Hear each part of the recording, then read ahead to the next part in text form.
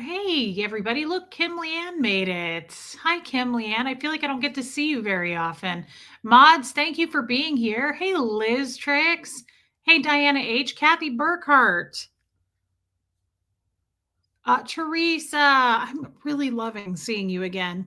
I got really used to seeing you for the longest time, and then I know you had to go through your treatments, and we missed you, and we wished you all kinds of healing thoughts and prayers and vibes. And I'm just so glad that you're back. I really enjoy seeing you. You've always have good insight and you just have taught me a lot. I would say you've taught me a lot. Well, hey, Abigail, welcome in. Hey, baby lily pad. Joanne Hawley, Angie Moe. I've been freezing all day, really cold. I had to run to Costco today and I haven't really warmed up. Donna Cooper, thank you so much. So I want to say, hey, Linda, hey, Philip Wright, and to you too, my friend. Donna Cooper, Anna Banana, welcome in. True, Anna Banana. We don't know what time of day it is. She says good afternoon, evening, or wherever. I mean, for instance, we have a lot of Aussies in here, and Australia right now, time, it's almost January, believe it or not, over there. They already made it through Christmas and such. And it's like a Friday afternoon almost on New Year's. Trixie, I have missed you so much. Hey, Yawn. Hey, Mimi. That's okay. You have a headache? That's awful, Trixie. I hate that. We get those. I'm so sorry, babe. Keep laying down. Get a heating pad out. Hey, Kim. Renee B. Thank you. Which one was professional and clear? Which one of us are you talking about, Teresa? Hey, Mandy Albert. Michelle Asbell, I'm really happy to see you. I've been thinking about you and your family. I hope you guys are doing well. Hey, Sassy. So Donna Cooper, I wanted to say thank you for this real quick, guys. Hey, Panda, I did not know that interview was going to come out today. Hey, Mary Barons. I thought it was going to be weeks and weeks from now.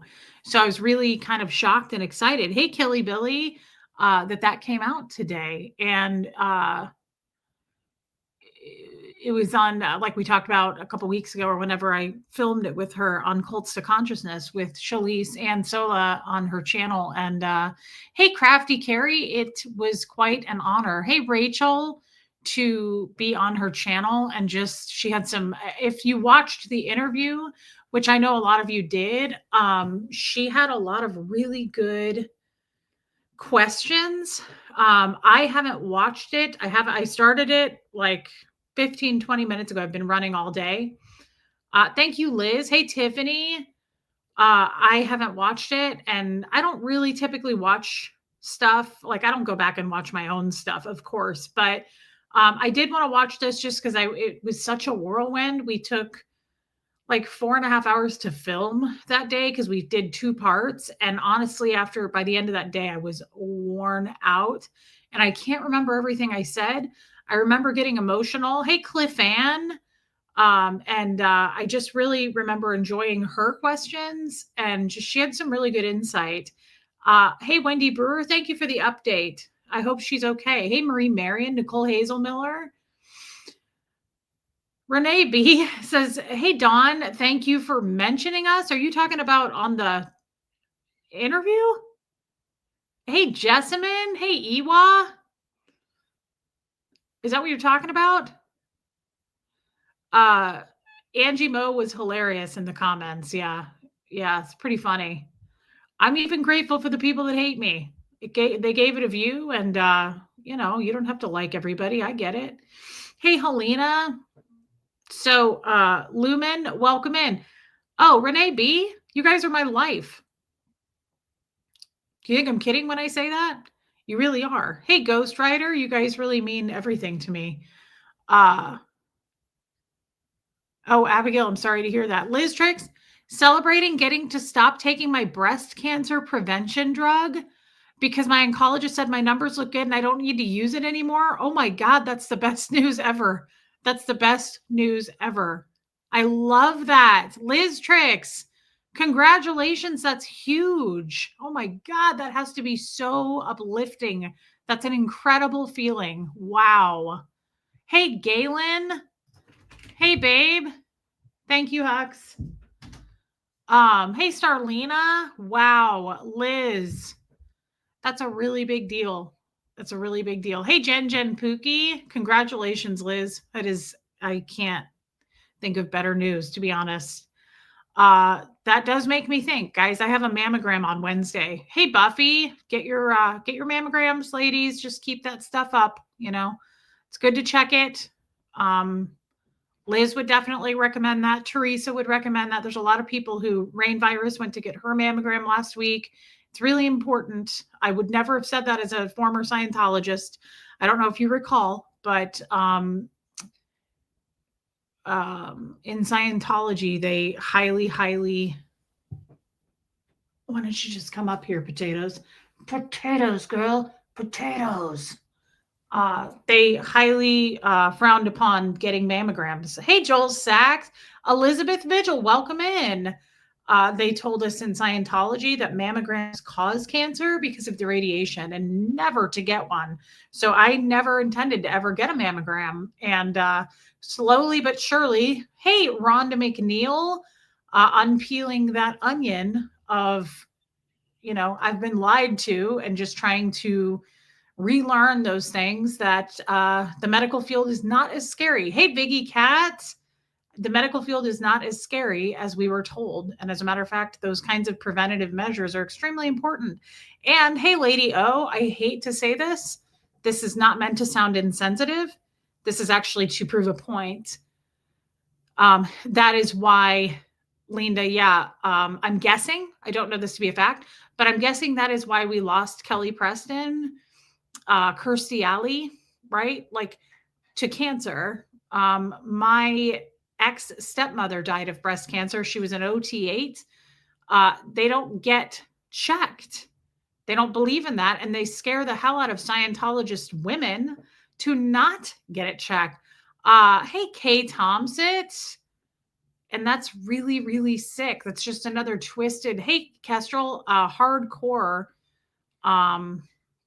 lie. And it's super diabolical, to be honest, that L. Ron Hubbard did. Donna Cooper, it's kind of like telling us we shouldn't breastfeed, and I didn't. Again, not bonding. Have watched her before, and she seems really smart and down to earth. You did so well. Donna Cooper, that means a lot. Again, I started like the first few minutes. Hey, Debbie A. and Colts and Crims, babe, I'm happy to see you staying in here saying hi to people. Did you say hi to Kid? Kid, what do you know, girl? What kinds of things do you know, girl? Squeezy? Chubby? Potatoes? Chubby thing? Chubby. She is just purring. Thanks, Bunny. Kid, that's my water, girl. You don't mind, do you? Linda, I don't really know how well it went. Tommy watched it, of course. And Liz, a lot of you guys watched it and texted me and said it was really good. And as you know, it was pre-recorded, which I'm not used to doing. I'm typically trying to think if I've done a pre-recorded interview on any other channels. Andrew Gold was live. I can't think of anything right now. Panda. I think most of the stuff I do, I'm used to doing live. So honestly, I was a little bit nervous to do that pre-recorded, but I was also incredibly grateful to do it pre-recorded because I was able to really think about going through the memories and the emotions without doing what I'm doing right now, which is looking at the camera, looking at the live chat and engaging with you guys. Reese, you did so good. Broke my heart to see the hurt still in you. I pray you continue to heal. That's very kind. And I will. And I am. Thank you for saying that. Pick her up and let it get weird. Really weird. Robin Miners said we should pick you up and make it get weird, Gideon. Do you want to just say hi to people really quick? Yeah, Kay Thompson, the interview came out this morning. Well, I think that, thank you, Jan. Thank you, MLG Gamer. Being that Christmas is coming and you were born next to the Lord in the manger, and you two are the only perfect beings to walk the earth. Did you know that you and Christ are the only two people without sin? Did you know that you've never done anything wrong in your life? Did you know that? Thank you, Buffy. Oh, happy birthday in heaven to your mom, Kestrel. Hey, Alana, welcome back. Are you back in Canada now? Thank you, Jamie Palmer. Hey, a Bohemian Luciferian Witch. Did you know, really quick, we just have a question. We know that you're perfect in every way and you judge everyone here. But were you aware that the night you were born in the manger, the three wise guys came and they gave you mirth biscuits? And they gave you little gold coin biscuits? Did you know this? Wow. What's the video? Maybe the mods can put the link up if that's possible. I did a show on Cults to Consciousness, which I had never watched her, and I got to meet her. Her name is Shalise Ansola. Beautiful girl, and really just a special interview. I really enjoyed it. It's a 2-part interview. She released the first part today. Debbie A, maybe the mods can put it up. It looks like, can you guys put the link up? I know you can because they did on the lifeboat. You did a fantastic job being clear, raw, and professional at the same time. You are way more powerful than you even know it yet. I'm proud of you. Teresa, again, coming from you, that is incredibly kind. Thank you for saying that. It gives me that boost that I needed. Just a couple of little mirth biscuits they brought, and they pointed to the North Star, and then they said, here's your little gifts for you and your brother Christ. Wow. Proud of you, Reese. Great job today. Truly the highlight of my month. Now I must run. Take care. I'll have a great show. Okay. Love you, babe. Thank you for being here. E. Garrett, the more you talk about your past, the farther it'll get and you'll be better for it. Getting it out as many times as your soul needs. Thank you. And honestly, thank you, mods. Shalise is amazing. Rhiannon Rose. Are you new? By the way, we have a few new subscribers from her channel, and I wanted to welcome them in if they come in. I really appreciate that, having new people. Do you know where LRH wrote the rule of no mammograms? I've never seen it in writing, Ewa. That one, I know the one about no breastfeeding. It was always told to me verbally. The MLO, which is thank you, Alana, the medical liaison officer of the church at my church in Kansas City. Also, Doug, Brenda, there were quite a few people, Dan O'Connor, many, many people told me never to get a mammogram, ever. He sure did. He really made an appearance on the second one, unfortunately, Buffy. It was like 3:30 and he wanted to eat and we were filming and Bo was like going in circles at the door. He knows when it's time to eat lunch. And I was like, this sucks. There's nothing I can do about it. I wanted to do the mom thing where like you're trying to be cool, but your kids are being annoying, but there's people watching and you want to be like, stop it. Like I wanted to do that so bad, but I had to just like stay in interview mode. And I was like, yeah. I wanted to be like, Bo, stop it. Like he was making me crazy. I was just watching him like go in circles. Bethany, did you see the woman on there that is going to tattle to you on the people that watch it because you said not to? Oh, there's so many trolls. Yeah, Bethany. Oh, you've been here a while. Well, thank you for being on the replay crew, my friend. Yeah. Again, I even appreciate those people leaving comments because it increases the algorithm. So, likes, dislikes, people who mom mode, Jessamine. I was like, stop it. I said it either, I don't know if it's in this interview because I didn't watch the whole thing, but in one of them I said I have a lot of haters. So, I mean, it doesn't surprise me that people are going to go over there and be like, I saw one comment that said, this woman, you platformed her and she is truly a mini cult leader. Hey, Joyce Drager. I was reading them at Costco and it really made me laugh, like belt out loud laughing. There was so many that were like, hey, Chow Yun Smut. There were so many people that were like, I can't believe you would platform this person. She's a cult leader. I was like, yeah, we never said we weren't. Get out of here with that nonsense and have a Merry Christmas. Speaking of Christmas and speaking of cult leaders, this is the true cult leader right here. And she might look cute and tiny and she might be married to the Lord and born next to Christ. But at the same time, she's truly judgy because she says, only me and God can judge you, and therefore I shall. And I'm really sick of these peasants down here on earth. And why don't I get more bones more often? I got mirth biscuits from the Three Wise Guys. Where are those guys? We're going to celebrate the birth of you in Christ here in a couple of weeks. Really little. Yeah, it's a cult apparently. What a wild thing to say, though. Hey, Dark Roast.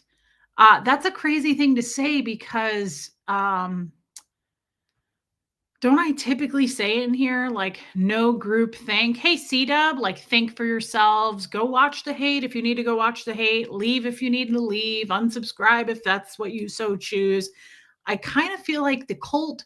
Oh, yeah, because I was raised in one. That's right. I feel like a cult is the opposite of that. A cult is saying, like, don't look at that. Don't talk to that. Don't Google that, right? Like eye contact. Don't look over there. Look at me. Don't look at them. Look at me. I don't think we do that really. But, I don't mind being known for it at the same time. I enjoy a little bit of humor just as much as the next person. The comment about you being a mini cult leader was the one that inspired me to respond to the comments. I was laughing at the haters since I knew they were only bringing more people to the interview. They were. It increases the algorithm. Reese, did you know that you made us a cult? Yeah, apparently so. Reese only recognizes me when I pay her. Thanks, Kestrel, and thanks for your non-existent super chat. I appreciate that. Yeah, it's weird. Hey, Catherine B. Someone said that the only people in the comments defending you are doing it because we've been guilted somehow with money. I hope they stretch every morning before reaching. Where? Can I get in on this? Are you guys cashing in on something? Is there like some grifting scheme that I don't know about? And don't forget, I'm the original grifter. What am I? The High Plains grifter? High Plains grifter. That was it. I don't know a lot about her story, Galen. I got to be honest. I never watched her channel. I did not know her until I met her that day, but she was a really kind gal. Yeah, Chow Yun Smut, it came out today. And I have to be honest, I said this to her too. She made me, now, I remember my very first therapy session. So what I'm about to say probably doesn't mean much. Very first therapy session I ever had. Okay. It was a woman. Remember, I went through a couple therapists before I found the right one. And it was a woman. And by the end of that hour, she went, wow. She was like, you sure don't have any problems talking. I didn't have to pull anything out of you. And I was like, isn't that the point of therapy? Was that a backhanded compliment? Was that just sarcasm?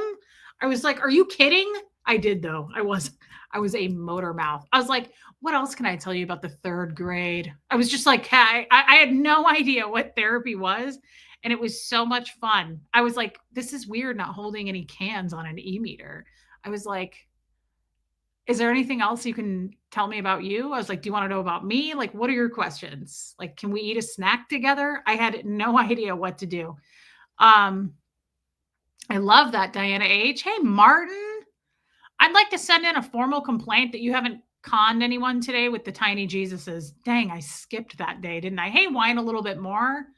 Yeah, Bethany, it was no joke. That's what she said at the end of our session. I was a little bit like, is this not how you do it? Like, I've seen therapy in movies, and come on. Like, I've been doing this, no boundaries, since I was 6 on the e-meter. Like, did you really think I was going to come in and be like, I'm a little shy. I'm a little bit shy. Like, no. Man, I sat down and she was like, hi, okay, so it's nice to meet you. She's like, so therapy. And I was like, okay. So I was like, it started when I was 4.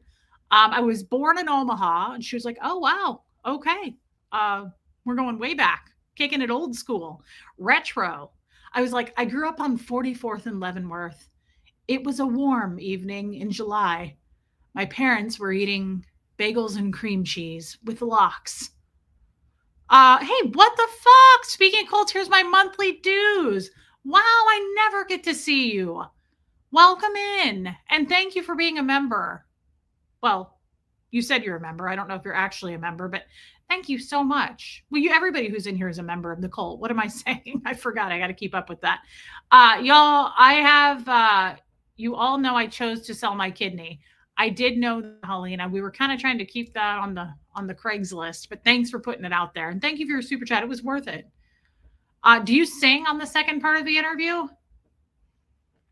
That was a missed opportunity. I'm upset about it to this day. I wish we could dub something in. I wish we could go back and dub it in so badly. I want Shalise to be like, this is horrible. Hey, Linda Perales. Let's really irritate the trolls. Take my money, please. Happily, Liz. With love. It's the holidays, girl. Thank you so much. I appreciate your super chat. Thank you for being supportive of me. You're supporting your local, well, grifter, but you're supporting your local, it's a small business. This is your local content creator. Hey, West Coast Fancy Nancy, you sold a picture of your big toe? That sounds sexual. I just want you to know it. I'm here for it. Tell me who you sold it to because I have really good feet. Renee B. So I wish that at the end of that interview, I wish that Shalise would have been like, thank you so much for sharing your story. So important to get the word out, your voice. Is there anything? Aw, Rhiannon, thank you for saying that. I'm nothing if not classy. Grifters be grifting. I'm the OG. I'm the original grifter. Of all the cults I could choose, yours is the most full service cult I can find. Nobody does a Zoom call except this cult. Okay, Puka Vista, and I want you to know it. So when you guys refinance your homes, when you sell your children or put up your husband for sale or whatever it is that you do to give to me, just know that it goes to the right place. And thanks for being a member. At the end of that, I wish I would have said, I know when she did, you know when I should have done it? I was just going to say this. Hey, Pat, it could have been your Linda Listen. Okay, the Linda Listen thing, I'm not the brightest. I am really not very bright in some areas. I couldn't understand it. I still don't understand the Linda Listen thing. I don't know what I said when she asked me about it. I just tried to pretend like I knew what I was talking about. Do we think this place is culty, cultish, or full on cult? I'd say we're leaning toward full on cult. Let's see what 2026 looks like. That's the goal. Joel Sachs, I'm so excited to hear your accent. Thank you so much, Angie Mo. I wish that when she would have said your Listen Linda spiel, because I don't get it. I didn't understand it. I was like, let me just fill in the spaces with words. I'm not sure what I said. For all I know, I was like, Night Wagon. I have no idea what I said. But I really wish I would have been like,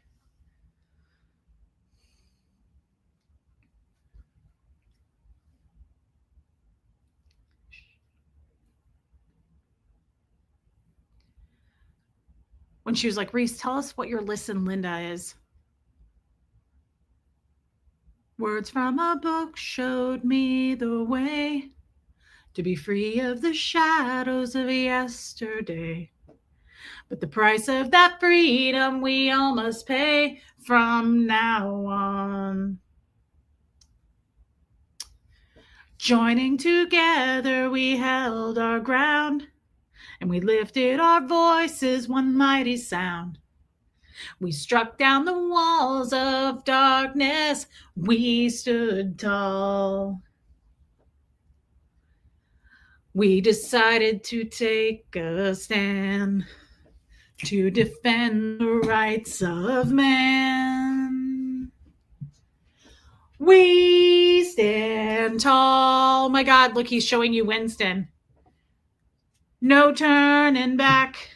We found the way. We stand tall. Forever strong. He lives on.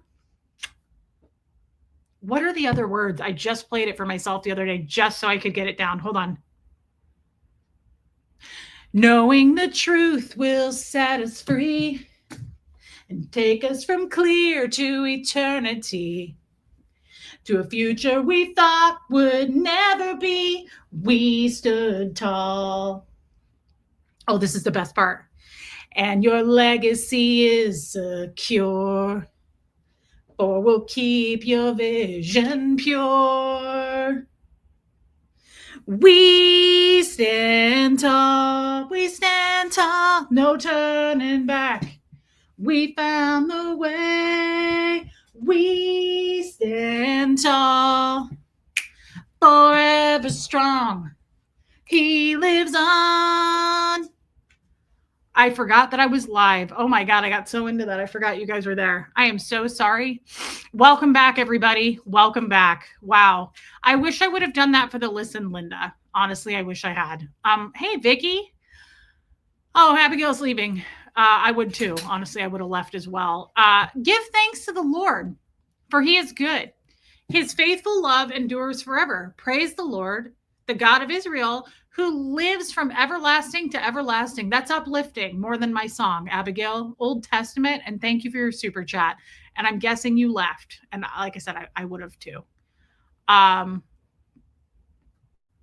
This is a great cult. No other cult is going to give its members a mold of your man's member, a monthly Zoom call, a nightly song.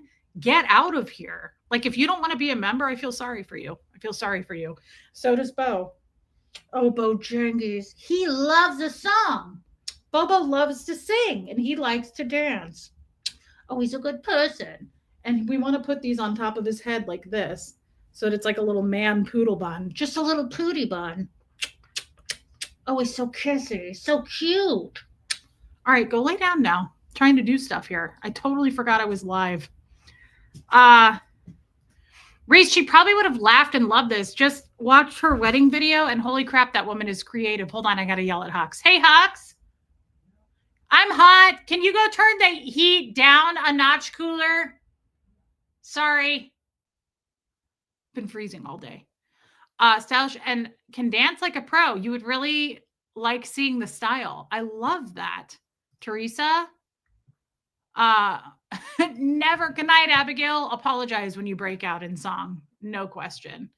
I stand by it, and so does Shelly. And Shelly and I don't always agree. It is an absolute banger. Come on. Hey, la-di-la. Hey, laddie, we stand tall. Bleep, bleep, bleep, bleep. Dee-dee, dee-dee. Hey, laddie, la. Hey, laddie, he stands tall. Dee-dee, dee-dee. Whoa, whoa, whoa. Everybody, he stands tall. I don't care if you hate Scientology. We all hate Scientology. It's not the point. You can hate the cult. Don't hate the song, okay? Because the song is what gets us by. When I'm making a casserole, I dance to that thing in the kitchen. And I don't care who knows it. If I ever get married, that's my wedding song. It's a banger. It's a banger, like most Nickelback songs. Trixie, strike one, girl. Strike one. Don't do it. Don't get me started on Nickelback. Don't even say Creed. With arms wide open. Hey, JoJo. Pat Jonas is still not on board about this. Unbelievable. I can't believe Pat Jonas and I get along in every way, shape, and form. And she craps on this song every time. And I don't get it. I don't know why you do it, especially for the holidays. You're in Australia. You just had Christmas yesterday. I can't believe you're in this kind of a mood. Barbara Waite. God, it's a banger. Sophia, all the way in Germany. It is an absolute banger. I'll take a quesadilla. Oh my God, Trixie. Tell me what you want. That's the worst song ever written. Nickelback, what's it called? I wanna be a rock star. I'll take a quesadilla. That's the worst. You know that's Steven Seagal saying that? Did you guys know that? It's Steven Seagal, straight out of 1987 and Above the Law. I would like to, just so you guys know, if anybody out there If anybody out there could like film a music video, I would love to do a reenactment. Yes, Buffy, of We Stand Tall. Like, am I not the perfect person for this? Like, I want to be the face of We Stand Tall. Biggie Cat. Like, I want to just like be standing there like this and pretend like you don't know me and I don't know you. And I just want to look like this mousy little scared thing. And then all of a sudden I want to be like, words from a book showed me the way to be free of the shadows of yesterday. But the price of that freedom we all must pay from now on. And I'll do it by myself. I don't care. I don't need to have other people in my music video. I'll do it solo. Joining together, we held our ground, and we lifted our voices one mighty sound. We struck down the walls of darkness. We stood tall. I know that you would, Florence Southard. You know what sucks? There's going to be new people coming over here from Shalisa's channel, and they're going to be like, oh, wow. Is that the same girl that she put the video out on today? Bye. Unsubscribe. That's why you guys can't unsubscribe, because we're not ever going to get new people. So they just keep leaving us. So just stick around if you would, just feel sorry for me. Wouldn't that be amazing?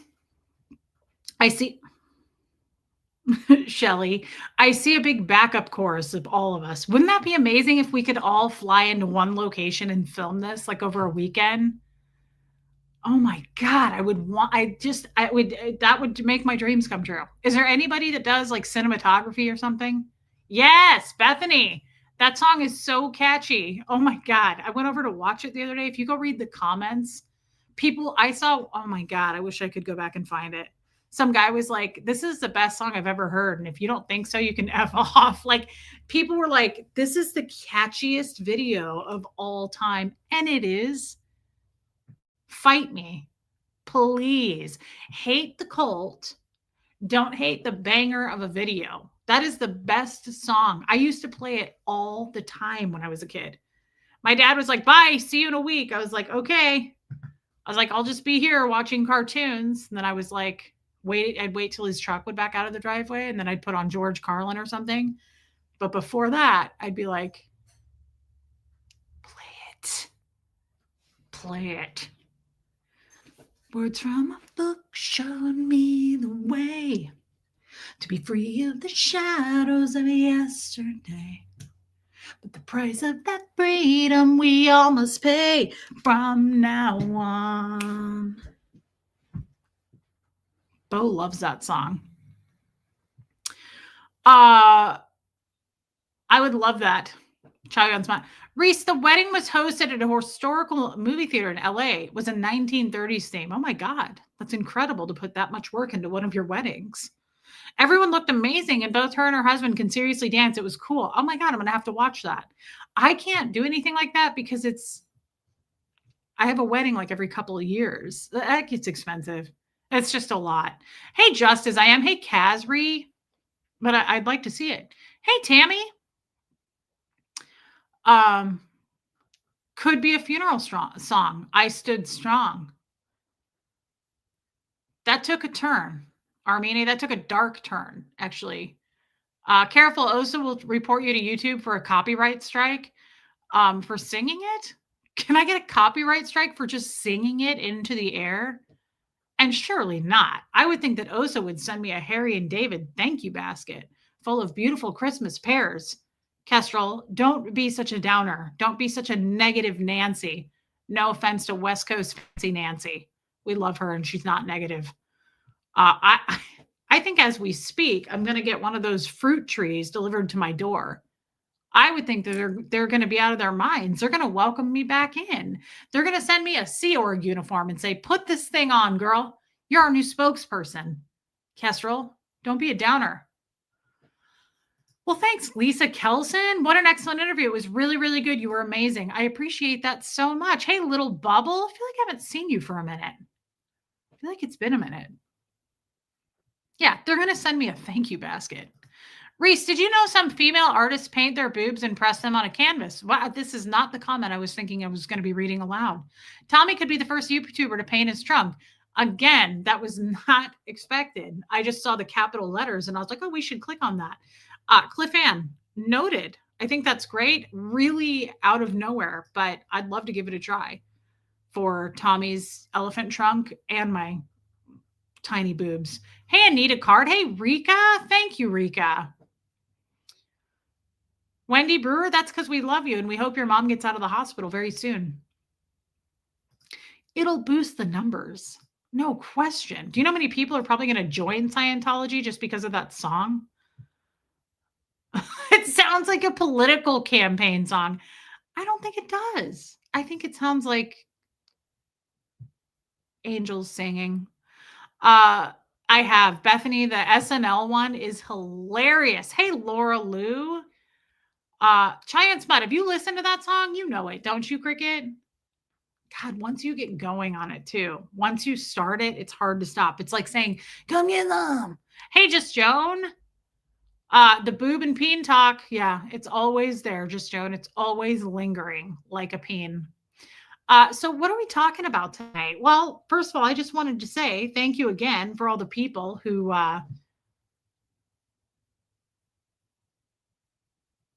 well, that's wonderful, Lauren, and thank you for being here. Why is my mouse doing this?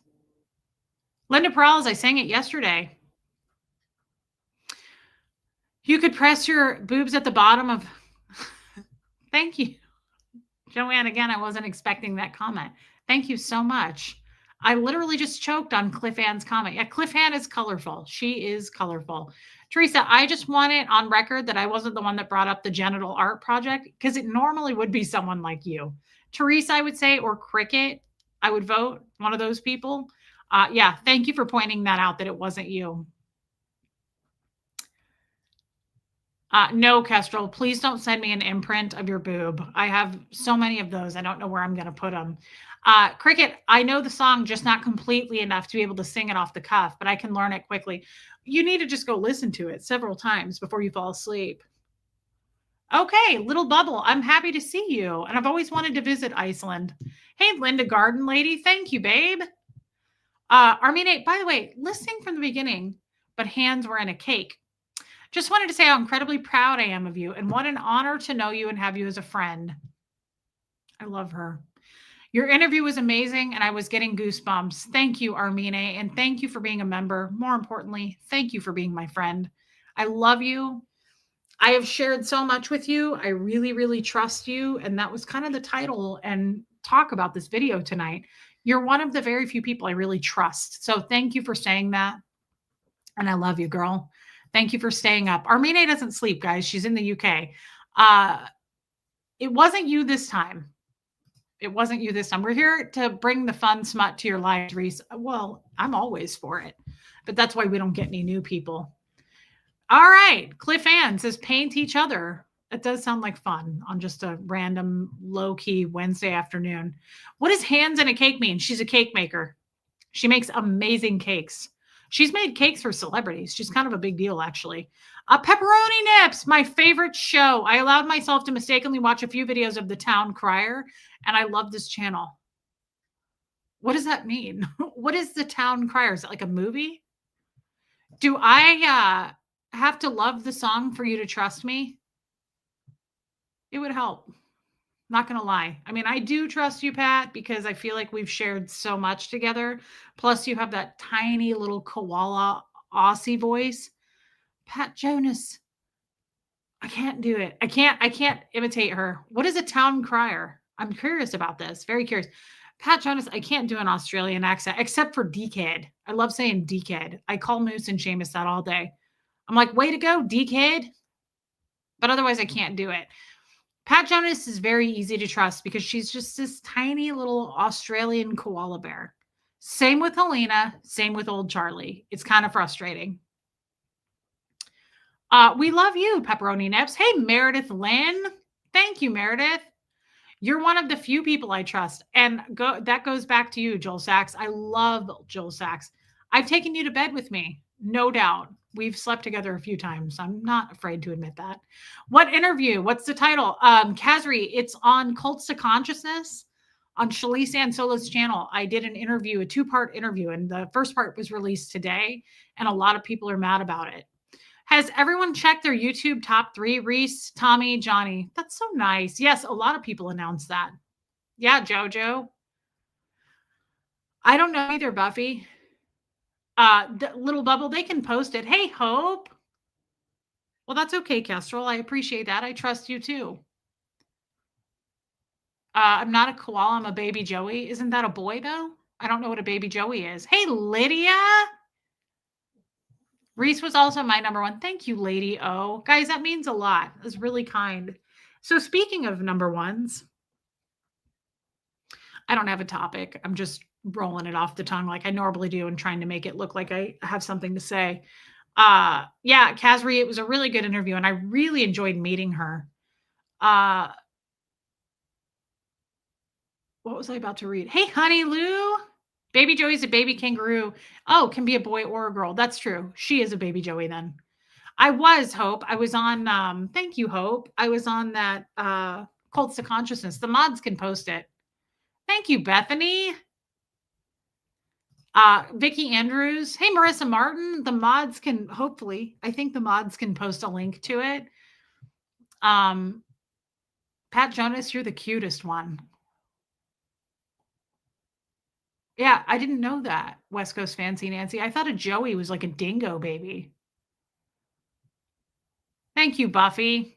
I don't mind being your number 2. I don't mind being your side piece, Buffy. Thanks, Shelly Kelly. Or no, that's just my other Shelly. Thank you, Sophia. I don't doubt that. I believe it 100%. So again, we're just going to stretch this. We're just going to wing this thing. But I actually did have something I wanted to say.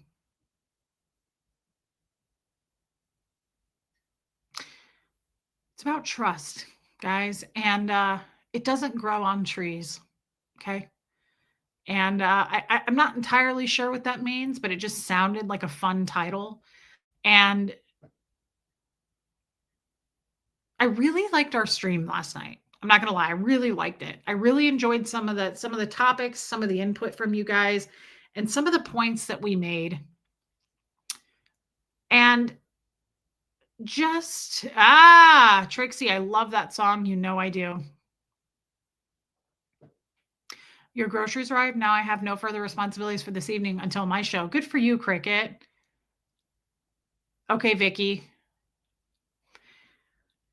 I loved last night. And thank you, Jojo. I really loved last night. And then when that video got released today, it made me think even more about last night. And just not just ex-Scientologists, but cult in general, a high control group. I love that, Mary Barons. I love that for you. Any kind of survivors like that.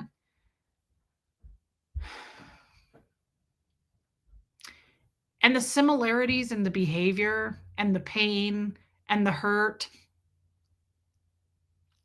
Thank you, Jamie.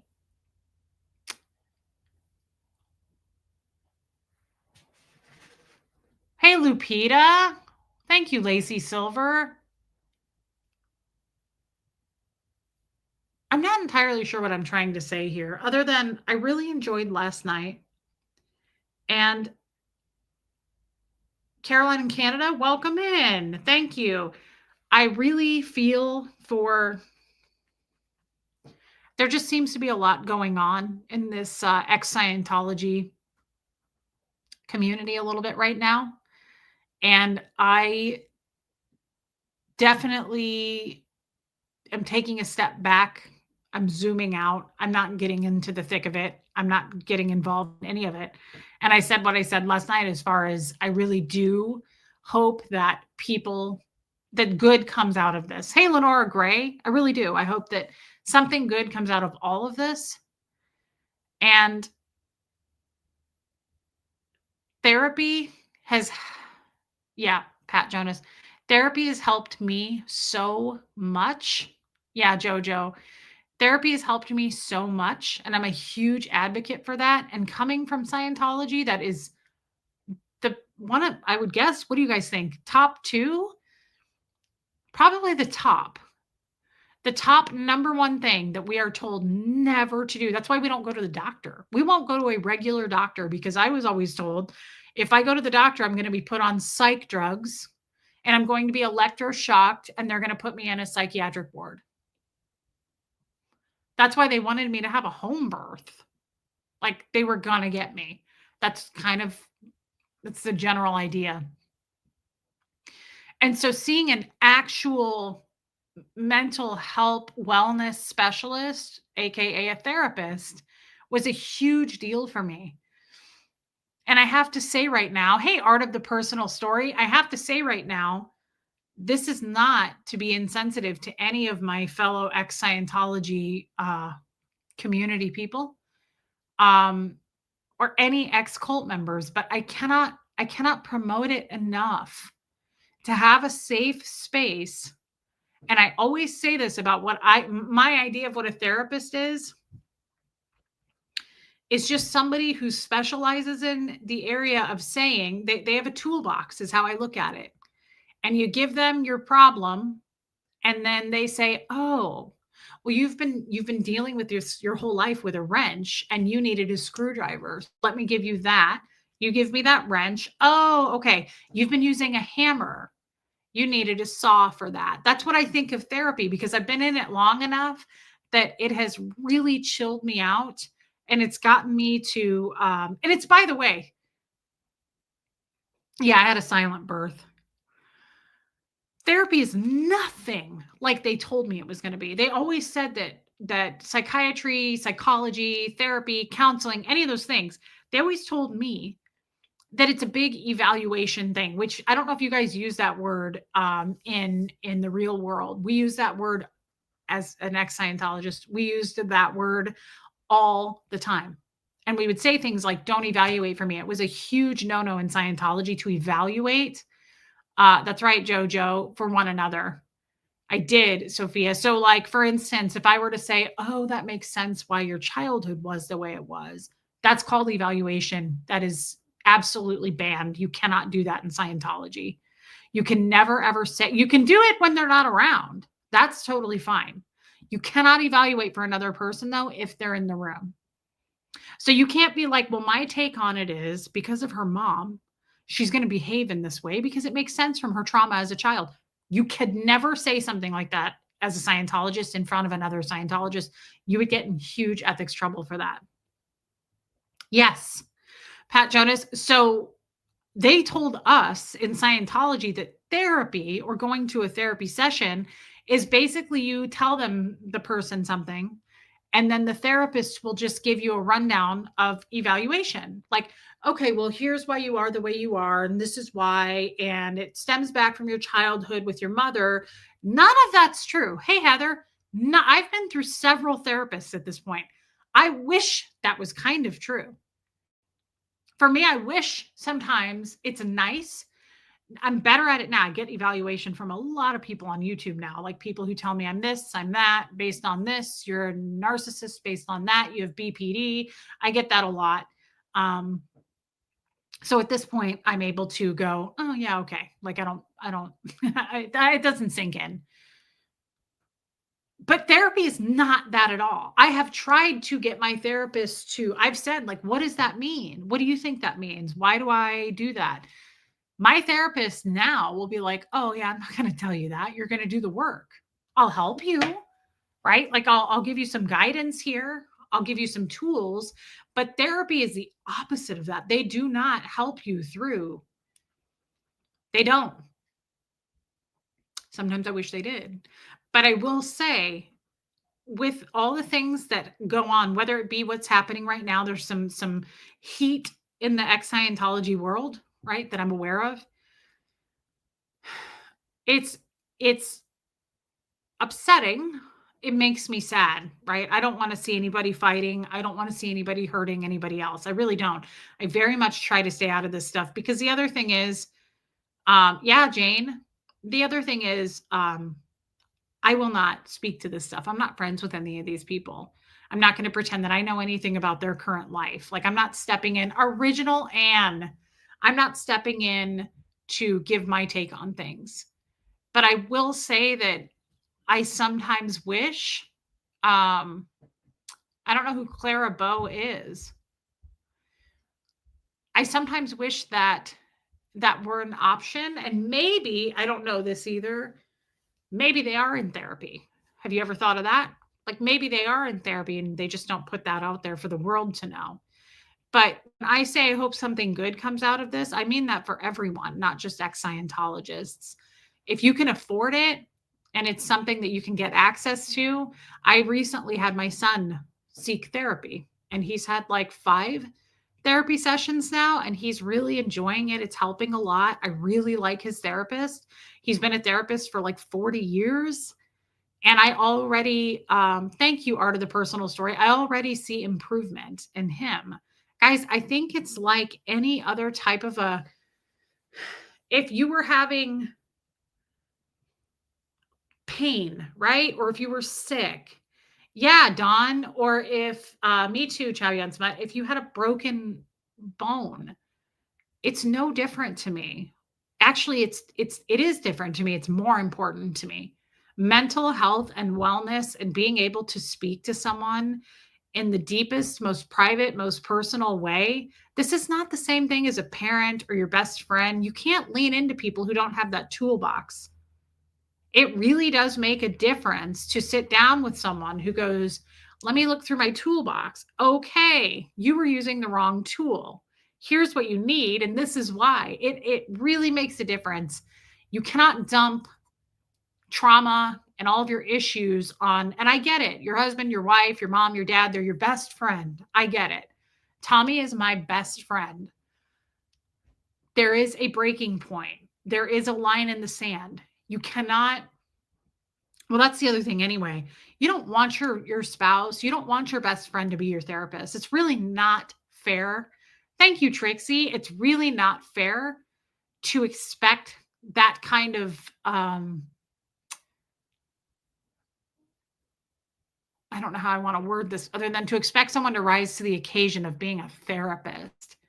We've all been through some really heavy stuff. Really heavy stuff. And if you watched that interview today, like I say, I watched like 15 minutes of it. I remember saying in that interview, I know there was a part, I don't know if it played, I'm sure it did. You guys all know the statutory rape that occurred with me, right? That's right, Wanda, and welcome in. I was 14, he was 24. And I remember saying it when she was interviewing me.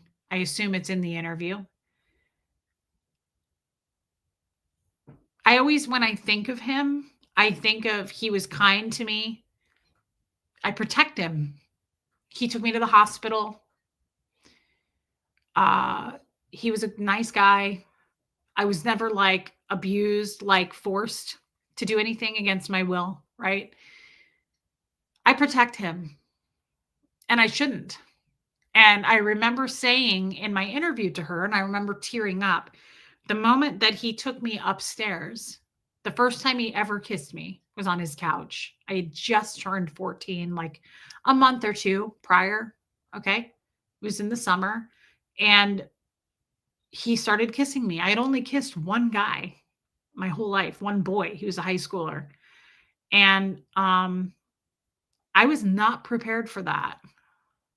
I was not prepared for that.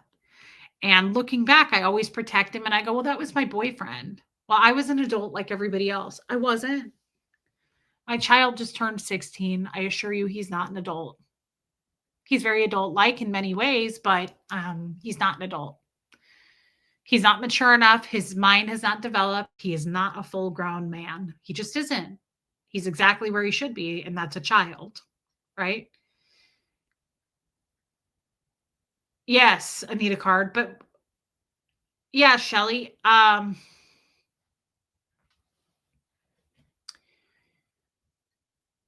I realized there are certain things that I have not worked out in therapy, and I'm not even sure that I've ever talked about that in therapy. That time I've talked about it a few times with you guys.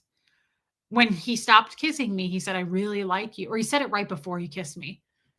He said, "I really have a crush on you. I like you a lot." I said, "Yeah, I like you a lot too." And then he kissed me for like 5 minutes maybe, and he stood up and he took my hand and he took me upstairs to his bedroom. He was 24.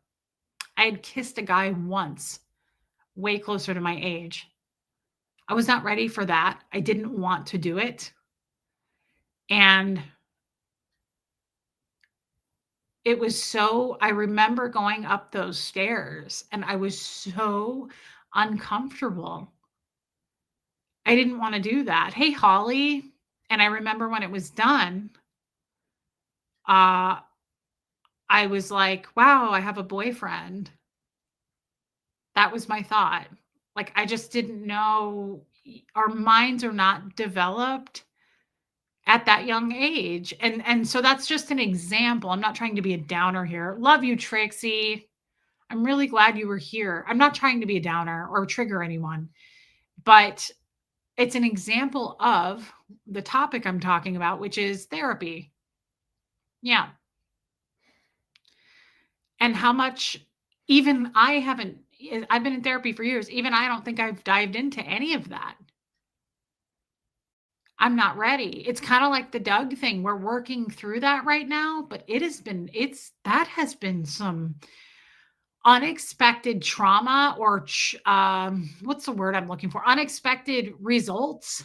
Like I'm feeling things that I did not expect to feel, and it has taken me weeks to work through it. I'm not through it yet, but the last stream we did on him, I feel like I need to blow my nose. The last stream that we did on him really, really helped. Hold on just a second, guys.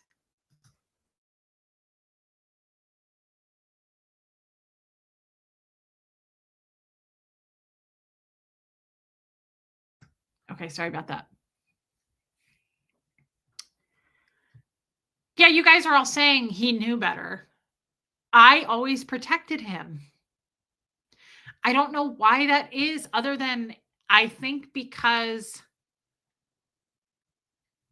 I've heard so many of your horror stories. So many of you have reached out and shared to me with me private, very private things that I would never obviously share with another human being that you trusted me with. But some of you have shared in here. She might have left, but Mary Barron's shared a really horrific story. And so I know that you should never compare trauma, but I do it. I'm guilty of it. And when you share with me those stories of assault, it's way worse because it's typically the stories that you share are against your will, things that happen, like things that were forced upon you. And I don't know if that, looking back and the things I said 10 minutes ago, I didn't want to go up those stairs. I had no fucking idea.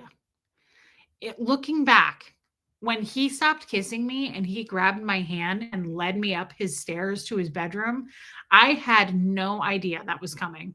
And I did not want to do it. I did not. I remember being like shaking, scared. I didn't want to do that.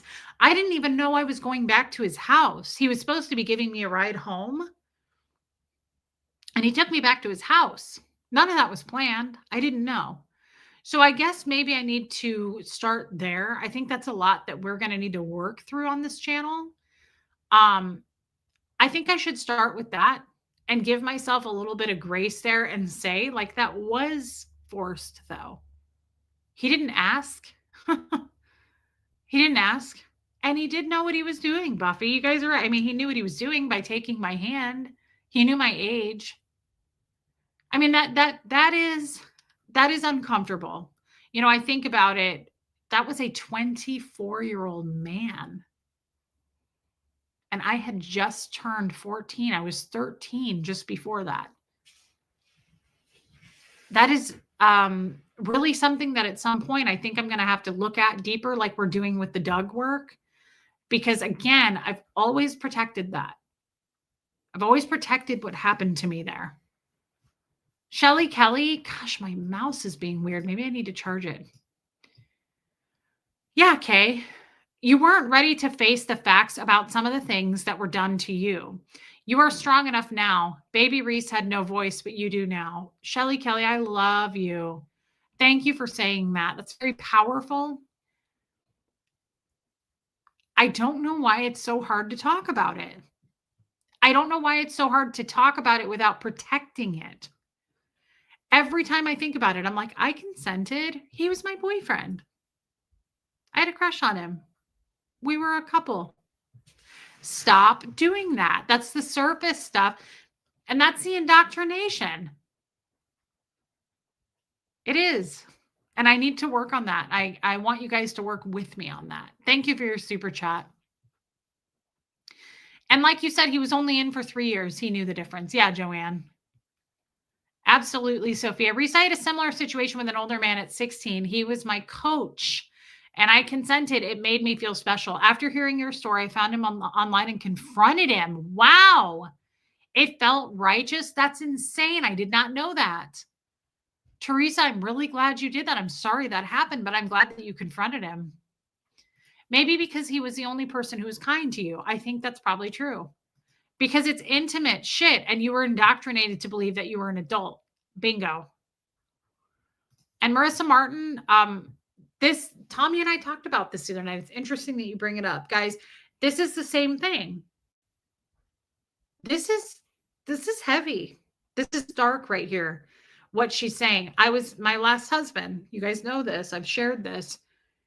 There was not very often, it didn't happen very often, but there were a couple of times he used to wake me up in the middle of the night to have sex. I hated it. I'm a sexual being. I really enjoy sex. I do. But I hate that's why I'm struggling right now with these cats. I do not like being woken up in the middle of the night. It's hard for me to go back to sleep. And I just really like my sleep. I'm a hardcore person about sleep. I really push it on Huxley. Like eating good food and getting a really nice night's sleep is very important. I feel like for kids, for people. And so he would wake me up at like 3 a.m. He always did this. And he would, just put the moves on me. And I hated it. I was like, can you do this before I go to bed? I'm all about it. Like if I wake, but I'm not. And I don't want to wake up for this. I'm in a deep sleep, dude. And there were a couple of times that he said, I said, no. And I would like slap his hand away. And I said, no. And there were a couple of times he said, no means yes. And looking back, I was like, that wasn't that big of a deal.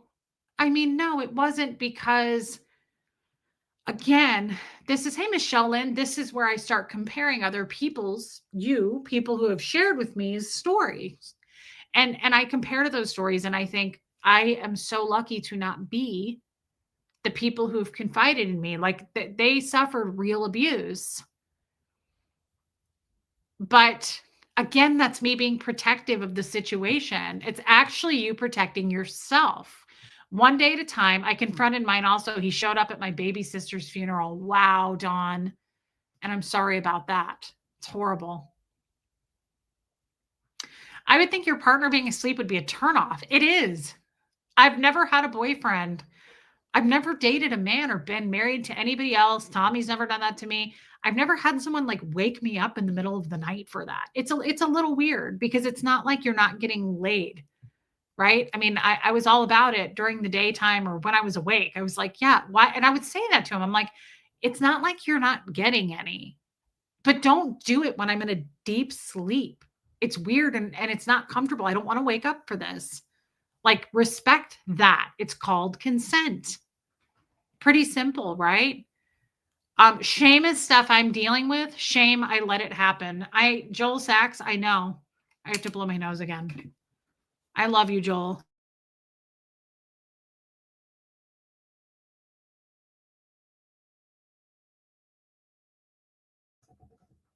Okay.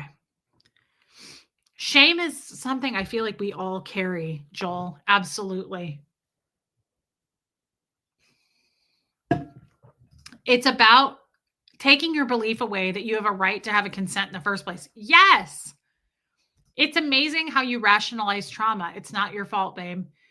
Yeah, so Shelly's probably right here. And I said this yesterday. If you see something, point it out with me. And to me, that's Shelly pointing it out in a very kind way. I do rationalize it. And that's your way of saying it. My way of saying it was that I do protect these people. There's more people, I'll tell you, it's very private and nobody knows. I mean, very few people. Tommy knows. My therapist knows. And then I have one good friend that knows. There are a couple people that you'll never know about, but I protect them on this channel. And what I mean by that, when I say protect, I mean they should get more than what they deserve. There's some more truth to things that you don't know about, and I protect that. I'm not going to put that out there. Be Hope Arts. I just found you from your interview. It was wonderful. I'm happy I found your community.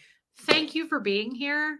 This is really a warm community. I am so excited to have some of the people come over from Shalice's channel. Thank you for watching it and just being supportive. I think connection is the name of the game over here. And this whole channel, I don't know if I said it on my interview. I don't typically have a topic. Be Hope Arts. We really just start a conversation like you're sitting around with your friends drinking hot chocolate. Like we really just engage here in whatever the conversation is. And some people tune out when it's not something they're into and they come back the next day. So thank you for being here. Thank you for subscribing.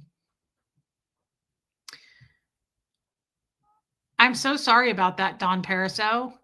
That rationalization of trauma is such a deep learned protective shield. It's unbelievable how long it takes to retell those tales. Yeah. So will we, Teresa? Like, will I be able to do that and undo it?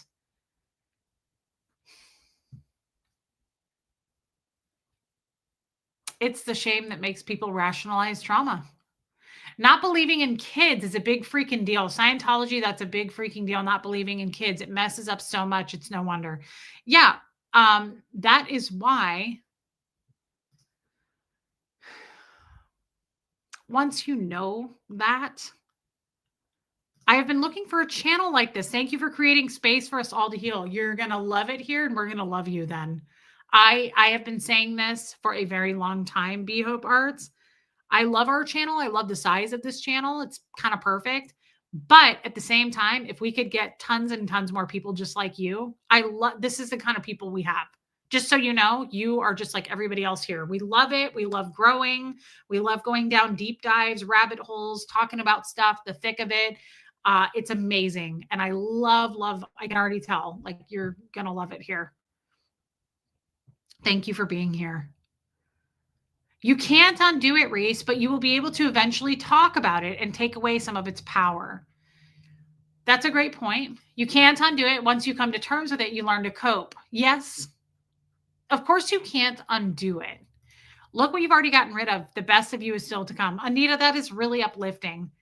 Yay, new friends.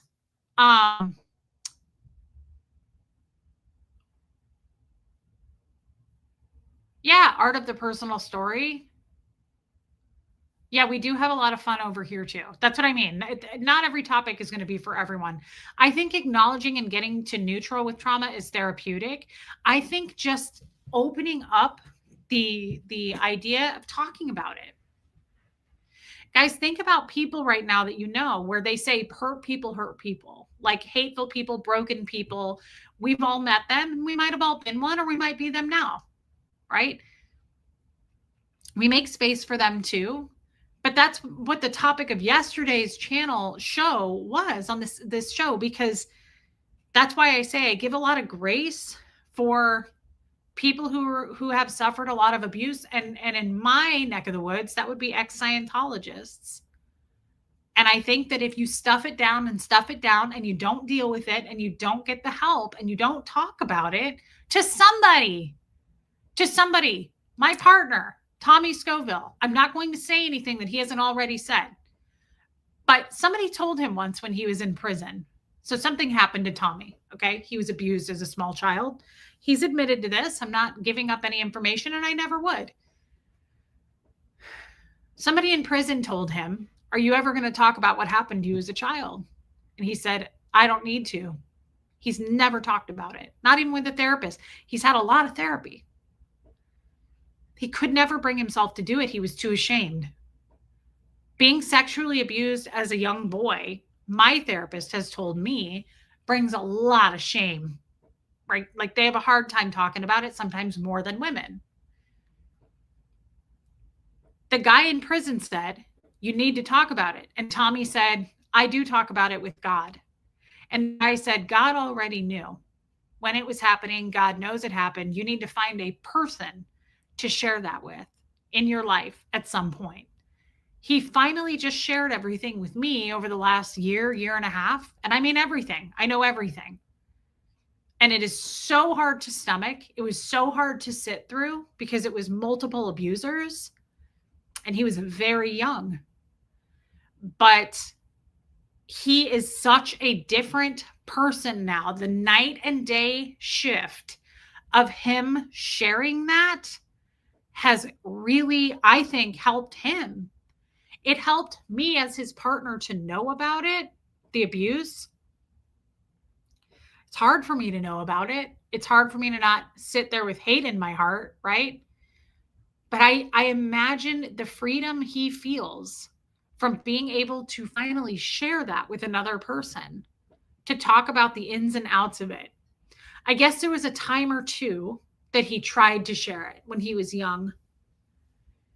And this is the god awful. This is just awful. But he tried to share it with men, not women. And all of the men that he tried to share it with said, "Hey, man, all right. You got an older lady? You banged an older woman? Woo!" That is so sick. That is so disgusting. He was assaulted as a young boy. There's nothing to be proud of. You know, I hate that, because if that was a little girl saying these older men did this to me, can you imagine anybody going, "All right, you screwed an older guy"? Oh my God. The authorities would be there immediately. I hate that. It's a total double standard. It's so hard for boys to open up about the abuse. If it was a woman, then older dudes want to make a joke and high five them. If this was a man, then the shame and stigma around homophobia kicks in. It's sad. Absolutely. Typical but gross. Yes. And I hate that for him. Yes, Wendy, he is. And it's so sad, but like Shelley said, he took his power back. And that's just the point. I wasn't trying to get into Tommy's trauma. The point of this is that how important it is to tell somebody something. I got a therapist pretty early on leaving Scientology. It was probably the best thing I ever did outside of starting this channel. But it makes all the sense in the world why Tommy then got into drugs at a very young age and then became a criminal and went to prison. I mean, it's to me, he had a great home life. It's the abuse that he was so ashamed to talk about, right? It's just it's a cycle. And I think it is so sad when you try to tell somebody and they're like, "Hey, all right." It's so heartbreaking.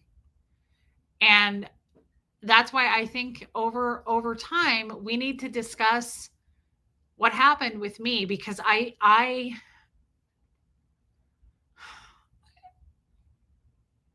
we have to yeah.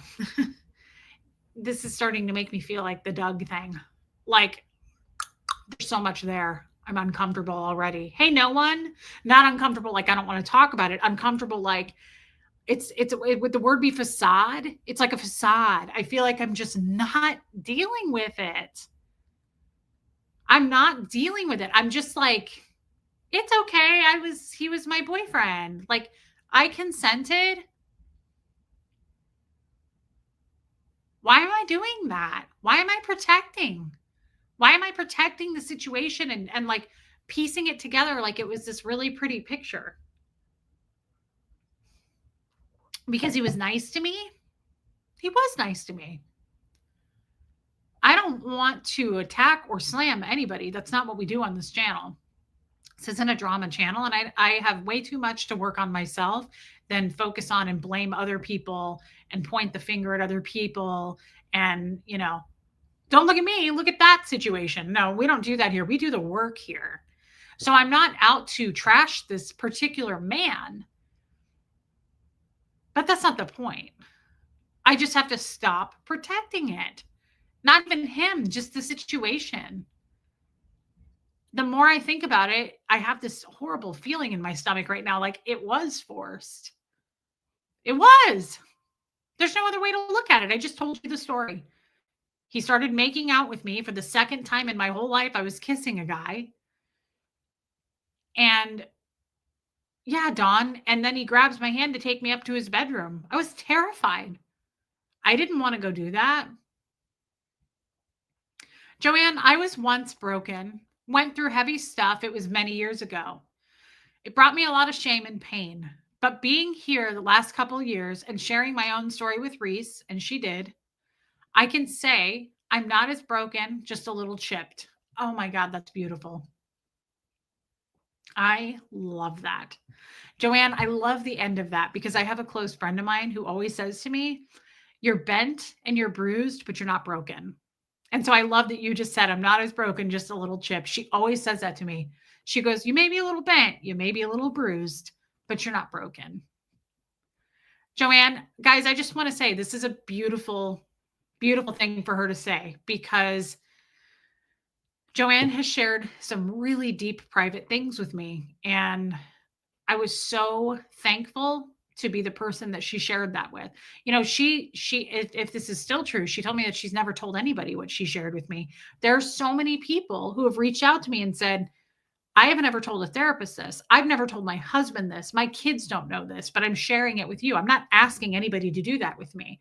I've never asked. People just choose me to share things with. And before I ever had a YouTube channel, that was the case too. I've had so many people throughout my life say to me, like, you're really easy to talk to. And I'm not talking about in Scientology. I'm talking about when I had real jobs in the real world, like non-Scientologists would do that to me at work, at different jobs I had. They would just go, I don't know. I just feel comfortable talking to you. And I would never, ever share anything anybody ever tells me, ever. I take that to my grave. I wouldn't share what Joanne told me. I wouldn't even share with Tommy. Like nobody would ever know that. And I love you, Joanne. And I just want to say thank you for that. And thank you for being here for the last couple of years. And thank you for opening up. I'm glad that you told me what you told me. It was really hard for me to get through that, but I did. And I can only imagine how hard it was for you. So thank you. I was honored that you shared that with me. I love you, Joanne Holly. Thank you for your super chat. Yeah, she says just you. Thank you, Wendy. Mimi, so grateful to be here. I just saw you on a podcast. I love how real and raw you are. Thank you for being here. I'm so excited to have some new people in the chat tonight. And your picture is so cute. Mimi, thank you for being here. I hope that you stick around. I was just saying to our other new friend, yeah, Little Bubble, that's true. She says, I was not in Scientology, but we have so many similarities in life. I love that. This chat is just like me, just like our subjects, Mimi. Like this is just an open discussion. Be Hope Arts is another new person. This is just an open discussion here. And it's safe. And I mean, it's not safe because it's YouTube, right? But it's safe because our mods keep us safe. And it's very non-judgmental. And people just share what they want to share here. And we don't ever have a topic really, Mimi. We just, like I said to our other new friend, it's like just a bunch of people sitting around having coffee. It's just cozy and it's a really nice place to be. I love this community so much. It's my favorite thing to do is to go live. I go live almost every day of the month, guys. I usually take like definitely one for the Zoom call. I usually take 2 days off a month, 2 to 3, probably. So Mimi, welcome in. I hope that you stick around. I'm really glad that you found us. Oh, I love this, you guys. I love getting more people like us. I think it's such a beautiful thing. I can confirm Reese doesn't share anything you tell her. Buffy, I never would do that. Never. Never. I honestly don't believe that any grown-ass adult isn't somehow damaged goods. Nobody gets through unscathed. Such a good point, Cricket. And I'm sorry, but she is absolutely right about that. I don't know this to be a fact, but I'm pretty sure I read that like Jeffrey Dahmer had perfect parents. You can have super trauma background in your upbringing. You can have maybe no childhood trauma, but all kinds of trauma as an adult. Nobody gets out unscathed. Everybody has something, and it's okay, but we have to deal with it. It bubbles to the surface if you don't. We're all going to be handed cards, right? We're going to be dealt a hand of cards. And it may not be our fault at the time, but that doesn't mean you can go around bleeding on people that didn't cut you either. Doesn't give you a pass to be a shitty person. Thank you, Jane. Thanks, Margie Barr. You have to let the darkness out in order to let the light in. This will give you strength. I love you too, Shelly. And that is such a good point. So simple yet powerful. Thank you for your super chat, Shelly. Somebody said something. Aw, there's been several things I realized about what happened to me by listening to you sharing your journey. Thank you, Reese. I always say that. I said that on my interview with Shalise. I hope sharing that helps somebody else with their journey. Oh, there's Original Ann. If you didn't feel mistakenly complicit in what happened with this 24-year-old, you'd have called it out long ago. You are right where you're supposed to be, processing and healing. So I love that. And you make a great point, Anne. If you didn't feel mistakenly complicit in what happened with this 24-year-old, you'd have called it out long ago. That is such a great point. I love you, Anne. And Mimi, thank you for being a member. Wow. She jumped right in, guys. It sounds like she's here to stay. Mimi, I mean it. Thank you. That means a lot. And welcome to the channel. I love that you're here. Sometimes just saying the words out of your mouth to somebody else makes a huge difference. I could say that probably Joanne Hawley can attest to that. I can attest to that. Saying things where it's a safe space, especially like in Scientology, totally different because you're on the cans and you're getting off. You're talking about every weakness, every thought, everything. And that's not a safe space. Thank you, Janine. Okay, I'll have to go look for it. But like what Tommy did, for instance, what Joanne Hawley did, what I've done, like telling somebody. I love Tommy's friend who said to him, he said, you have to tell somebody what happened to you. He said, it doesn't have to be me, but you have to tell somebody what happened to you. And he said, I do. I talked to God about it. He said, God already knew. God already knows. You need to talk to somebody in life about it. And I think there is so much truth to that. And it is a way of taking your power back when you do talk about it. Yeah, absolutely. Art of the Personal Story. I don't know who that is. There's some woman over on in Shalice's comment section saying Reese didn't want anyone to see this interview. That's the craziest thing I've ever heard. Why would I have filmed it if I didn't want people to see it? Why would I have said this interview is coming out? I can't wait for you guys to see it. That's such a weird troll behavior. Like, I always get so disappointed in trolls. This is not what I would expect on the resume of a troll. Like, do something cooler than that. Impress us. Mimi, I listened to you for over an hour before this, and I'm so thankful to finally have someone to relate in so many ways. My mouth was on the floor. Oh my God, girl. I am really grateful to have you here, guys. I love our new people. This is what I want. I want more new people like this. This is amazing. It's just the more the better. It makes me very happy. It's very validating, Mimi, and I'm really glad you're here, girl. I hope we'll see you all the time. I understand that you have a life, but still, Debbie makes it. Hey, Debbie Zito. Somehow everyone else seems to make it. Thank you, Jamie Palmer. I got to go call my sister. I hope I can make it back. I do too, B Hope Arts. Thank you. It was an honor. Thank you for being here, you and Mimi. Guys, thank you, Mimi. I guess, Margie Bar, there wasn't a chat. It wasn't like a live chat because it was a pre-recorded. It was in the comment section. You know, we all know. I mean, I told Shalisa, I said I have a lot of haters. That's nothing new. I have quite a few haters. And to be honest, it's a bit of an honor. I know that sounds crazy, but they're people too. They're hurt. They need somebody to take it out on. They need somebody to work through their crap. So they're going to work through it with me. I will be the target for their hate. And I think that's when you zoom out and take a look at it that way, it's just, again, it's people who need to talk about whatever has happened to them. They're hurt. I saw something the other day that said impatient people will be impatient with you. People who are ugly and mean are going to be ugly and mean with you. You have to meet people where they're at. Even though we expect more, you're not going to get that expectation met. You have to meet people where they're at. So if somebody's down here and you're up here, you're going to have to come down to their level. And their level may very well be hateful, ugly, and that's your choice to be around that. Hey, Haggis, match energy.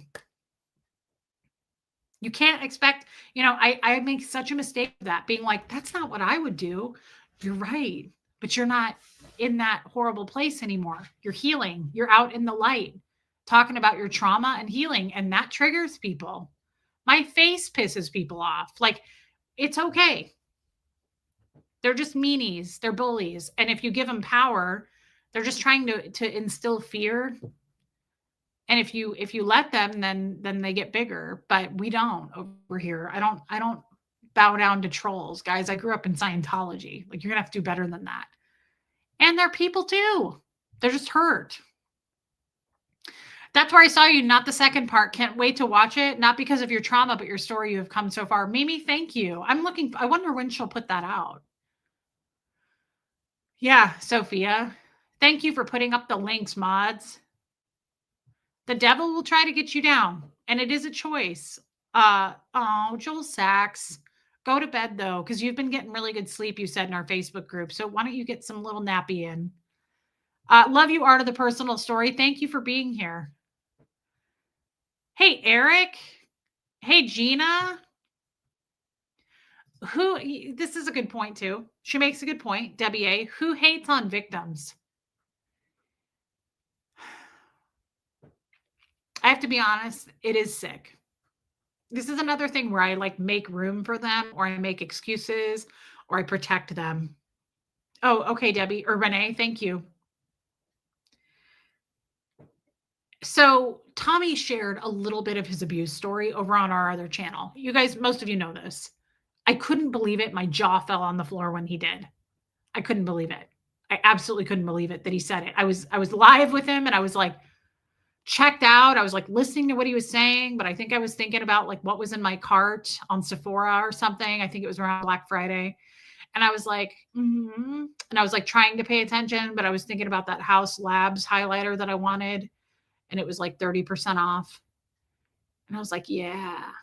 And he started talking about his abuse. And I was what? I couldn't believe it. And I was proud of him. I was so proud of him. But this is such a good point here. Who hates on victims? Okay, so he shares just a snippet, right? That he was abused by women as a child. And I mean a child. He was young. And he, for the last 2 streams I've been in over on his channel, on the Lifeboat, some troll has come into his chat and said, so tell us about how you were raped as a child. That is an extreme example of that. And it makes me want to physically vomit. Can you imagine saying that to someone? Even behind your keyboard, even behind the protection of your keyboard. That is such a sick, really, really, really, really evil thing to do. It's so mean. I could tell he tried to play it off, but he called me later and we were on the phone. He was like, I can't believe somebody would say that." This guy finally comes out and shares just a little tiny amount of what happened to him, and that was so hard for him to say. And it happened not once, but twice. And I cannot believe it. It makes me think of our hey, Kat, our trolls who've gone live on other channels and been like, "That didn't really happen to Reese. I don't think that really happened." Go read some of the comments on the interview today. People are like, "This woman's a grifter. She's not really a victim." Like, whether you hate me or not, you have no idea how bad of a look is that is for you. Rachel was a different person. Like, leave those comments up by all means because it says everything it should about you, not me. Do you have any idea? Do you ever self-reflect before you what comes out of your mouth or what comes out of your keyboard? Do you have any do you ever think about consideration of others? Like, are you ever considerate of the room? Can you read the room? Clearly, you don't have that skill. I cannot imagine going into somebody's chat or into a real life situation or typing whatever it is and saying like, don't support this woman. She's not a victim. It's not a good look. Whether she is a victim or not, you really should just let people tell their stories of trauma. Minimizing other people's stories of trauma, minimizing people's abuse is one of the lowest class, trashiest garbage things I can think of. And by all means, leave that comment up because it tells us kind of pretty much every single thing I need to know about you. And I'll tell you, it shouldn't matter the gender, but when a woman does it to another woman, for whatever reason, that burns me even more. I don't know why that is.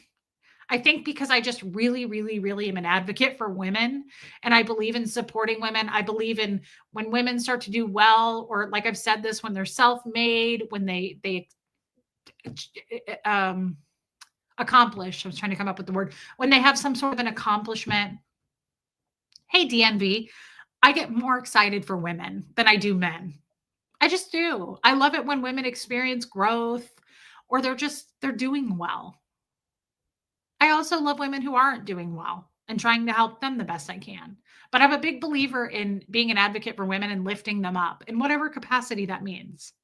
So I think I always feel a little bit more burned when you see a woman do it to another woman. When you see a woman say, like, don't support her, she's not a victim, like, oh, I feel sorry for you right now. Like, you're going to get eaten alive for that, or you're going to at least be judged for that. That is never appropriate. You know, there are some times when things are appropriate. Sometimes, sometimes it's appropriate. That is never appropriate to minimize, even if you hate the person. If you really hate somebody, it's still not appropriate to be like, yeah, that didn't really happen. She's a liar. Oh boy. Oh boy. Did you just hear yourself? Do you know what that looks like to minimize other people's trauma? Story. It's like my husband when I got divorced and left, and I told the whole story of how badly abusive it really was. Oh my God, I got eaten alive by a bunch of women that were like, I can't believe you didn't just leave him. Why didn't you just up and go? You had a child. Why didn't you protect your son? Are you serious? Do you know what that looks like? Do you know what you look like doing that? That's a really bad look. If you weren't there, if you didn't experience it, shut your mouth. Do yourself a favor and shut your mouth. It is so tasteless. It is so low class. Believe people. And you know what? If you don't believe them or if you hate them, fine. Shut your mouth. I've been in those scenarios. You think I haven't been around someone where I'm like, uh-huh. Yeah, sure. I have. I guarantee you I would never say that out loud. I'd keep that to myself. I would keep that to myself. Helena says, consider reframing it to I'm protecting him to I'm protecting myself. Our brains protect us until we're ready. That's so true. You deserve the protection and love you missed out on. You will get there. You helped so many by sharing. I love you, Helena. That is such a beautiful comment. Thank you, Kat. I have to blow my nose again. I don't know why. I don't have this problem until I come in here to stream. Hold on.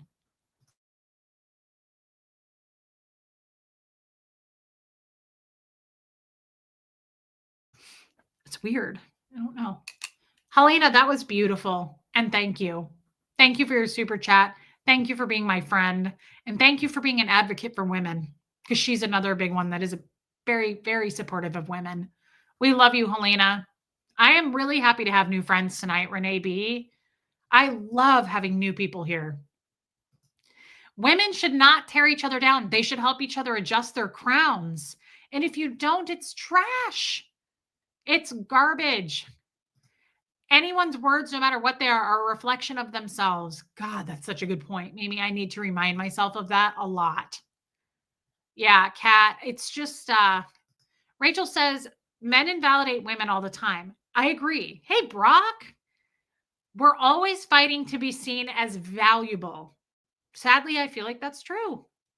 Women need to work together and not make it harder. This is, I think, so you're going right into, okay, you put that into words for me. This is why I always feel a little shocked. I'm never shocked when men do it. Hey, Kevin Conklin, I love this man. Women's are life's greatest treasure, and I believe him 100%. I know Kevin, and I love him so much. I think this is accurate. So, like, I'm used to having dick swinging jerky guys around me. I have been my whole life. Scientologists, get out of here. Right, Pat. So when a guy minimizes, we've all heard a guy do that. Like, men have done that. Doesn't mean they all do it. Not all men are dicks, but men have been known to do it. And so when they do, I'm like, meh. I don't give it a pass, but I'm just like, meh. When a woman does it, I'm like, girl, trash. No. Same side, same vaginas. We have flaps and boobs. Like we're on the same. We're the same. Right? We have the same number of ribs or whatever. Don't guys have like more ribs? I don't understand. Like, why? Why would you tear down another woman's trauma? Story of abuse. That's sick. The problem is people think men can't be an abuse victim of a woman because they feel they must have let that happen. Well, thank you, DNV. Joel makes a good point here. And this is it's not a gender thing there. Men get abused, I'm sure, just as much in different ways, same ways, doesn't matter because it's abuse. But like going back to Tommy, he was abused. And when he tried to voice it, people were like, woo-hoo! Good job banging an older woman. That's sick. Thank you, DNV. So that's also minimizing somebody's abuse. So I'm not saying anything about Joel. I absolutely think men get the crap end of the stick there. But I'm talking about when, like, I'm specifically talking about my interview I did today. There's some really ugly, ugly women that are like, oh, this woman is a grifter and she uses her audience to steal super chats. Yeah, with my magic OT8 powers from Scientology. I think if that were the case, I wouldn't live in a trailer. I mean, by choice. I'm just saying, if I could steal somehow, like if I could steal like out of your bank accounts, I would take more. I would. If I was that kind of like supernatural criminal and I could mind power F you guys into taking money from you, I'd have a better setup than this. I wouldn't be keeping my heat at 69, freezing my ass off in this trailer out in the middle of nowhere surrounded by cattle. I'd probably be in a much bigger home and it would be cozier, probably a fireplace, surrounded by crocodiles. So don't tell me that I am a superpower woman that steals your money, because if I was that good at it, I'd have more money. It's just math. It's simple math. And I don't even know math, but like that's a simple equation. Rachel, that's true. Thank you, Rachel. Steal super chats? How does that even happen? I need to know because reasons. Asking for a friend. Asking for a friend. Real quick, does anybody know how to steal super chats? We're putting it on a Wikipedia page to try to look out for those kinds of predators. Trust me, guys, you don't want to get super chats stolen from you. Any idea how it's being done so we can put a stop to this madness? I'd be in Ecuador. I would. I'd be in Ecuador. Does anybody know so that we can write how not to do it? Cricket, does anybody know how to not access your super chats? Please. If I was a gold digger, I'd have gold. I'd be balling. Absolutely. Same. If you were a real grifter, you'd be living in L. Ron Hubbard Gilman Springs mansion. That's incredibly specific, Kevin Conklin. I've never seen it before, but you just say the word mansion. You're right. I'd probably live there. If I was a real grifter, you guys, I'd have a fucking swimming pool. Get out of here. Like, Bo would have his own pool. Give me a break. I wouldn't be wearing 2 pairs of socks, that's for sure. I'd be swimming naked in a pool somewhere right now. Like, this is ridiculous. I'm the worst grifter in history. I live in a damn trailer. Give me a break. Okay. First, you need a mask and then bags with dollar signs. You're the last person I'd call a grifter. I don't know why that's my go-to, Joel, but it's so recycled. It's kind of getting old. I don't really care like I used to. I would sadfish if I was a better grifter. I would catfish. Is it sadfish? Bo would have a girlfriend. Absolutely. He wouldn't be a single man. That's for sure. If I was really Osa, I'd be getting paid regularly. Maybe not much, but regularly. Exactly. Exactly, Cricket. It makes all the sense. It's simple math, you guys. It's simple math. Wait, I'm in a cult without a pool? Holy peasants. I know, Kevin Conklin. This is a poor ass cult, man. That's why you got to send in those super chats. We're grifting. Thanks, Rachel. We appreciate your generosity. Maybe Reese will get a second blanket for the mod basement. Hold your tongue. It's not that cold down there yet. It's not even January. Reese, I can make your naked swimming dreams come true. You live in the middle of nowhere. Just go buy a blow-up pool and strip. Well, in the summertime, I do get naked. I go out in my backyard and I lay on my one tanning chair and I lay out there naked and talk to the cows. And don't be trying to come over and take photos. I already saw TMZ the other day. I was like, no pictures, please. But you can get it from the backside because I've heard it's much better looking back there than the front. Let's get real, Reese. If you were a grifter, you'd be hiring private plane to fly all your animals to Ecuador. Yeah, if I was if I had that kind of money, Bo would not be flying under the plane. Bo is like, what is this coach shit? Get me my own plane, Taylor Swift. Cricket. Ooh, I love that cat flashing the cows. You better believe it.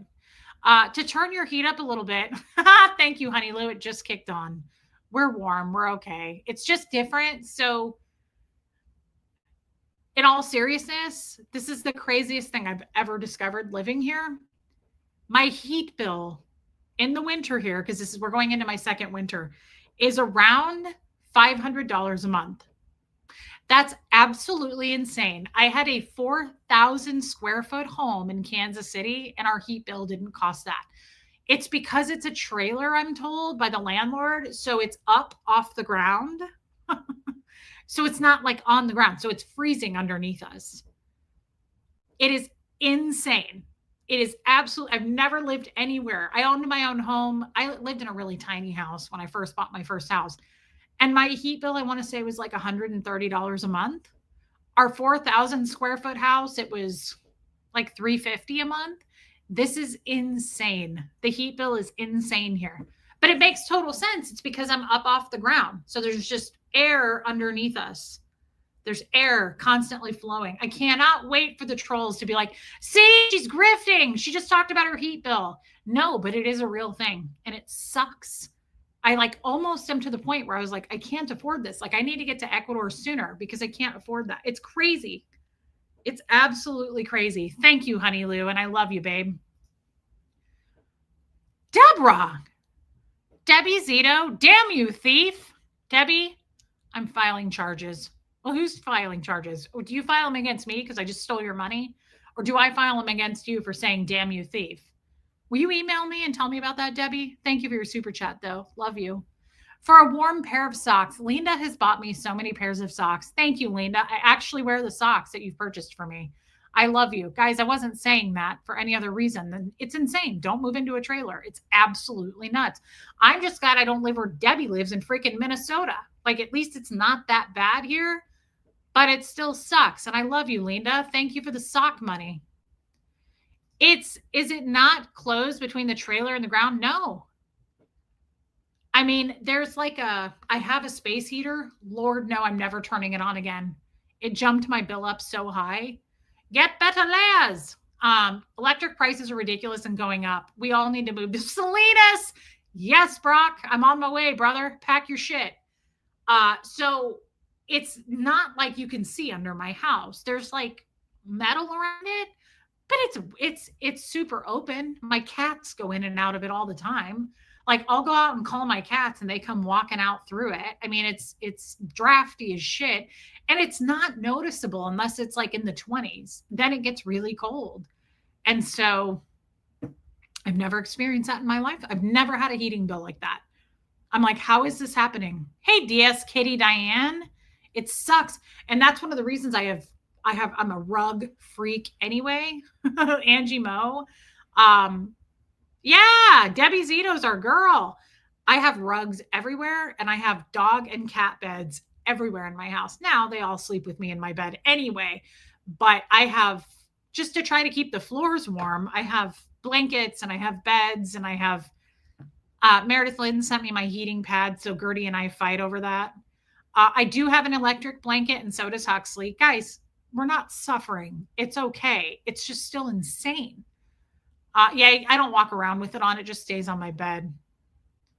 My daughter has the skirting insulated on her trailer. It made a huge difference. Okay. Maybe I need to bring that up. Your underpinning sucks. No one's ever said that to me, but you're right. I do have quite the fupa. Oh, you're talking about the trailer. I see. I thought you were talking about my fupa and my chalupa, my underpinning. It's not attractive, especially as you hit your 40s. It's really gotten uglier. But I thought you meant the trailer. I get it. 779 Angel, been away a while. Missed you. Welcome back, babe. Welcome back always. Thank you. You need to get better, Laz, says our German girl. Yeah, there's dog beds everywhere. I'm going to go get a new one for Bo because I think one of the cats peed on his and it stinks. And I don't know why that would have happened, but it smells. So I'm going to go replace it and get a different one at Costco. So guys, I just want to say today was a great day. I'm really happy that we were here. And please, while you're in here, while there's over 200 people in here, hit subscribe. It's fun, even if you hate me. And we know that there's haters watching and they're welcome too. Dang it.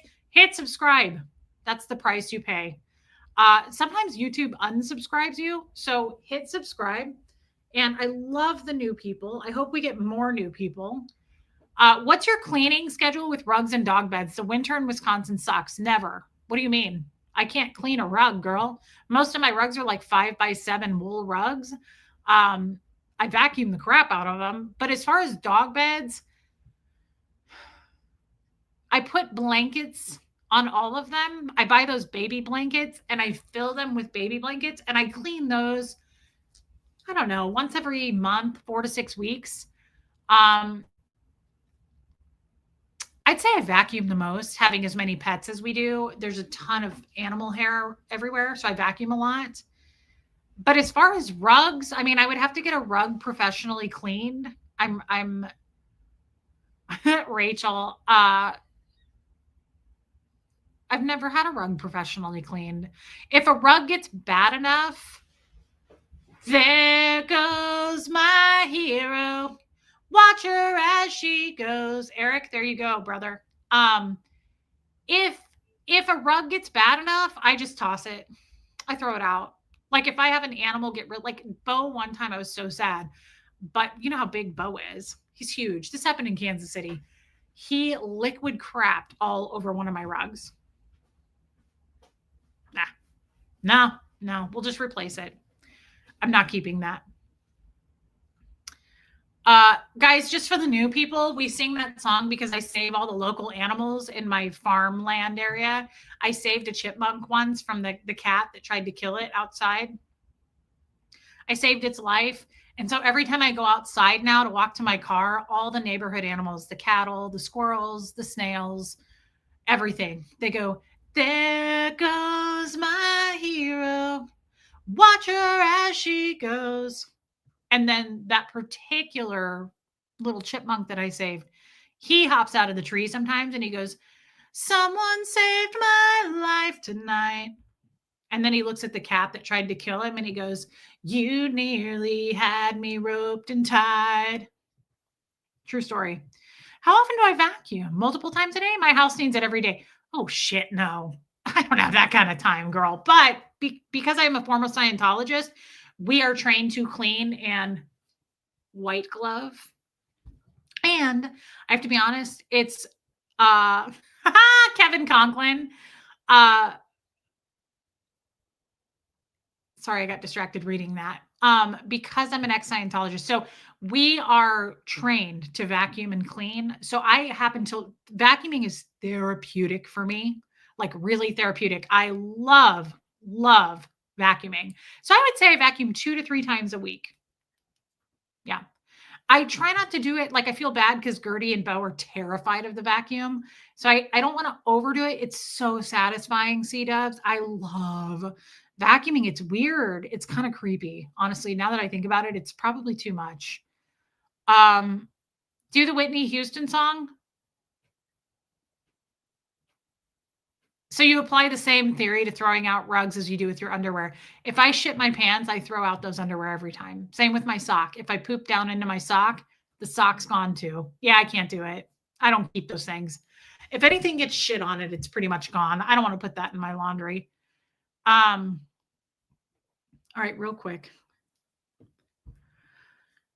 This is for the haters. If I can remember the lyrics.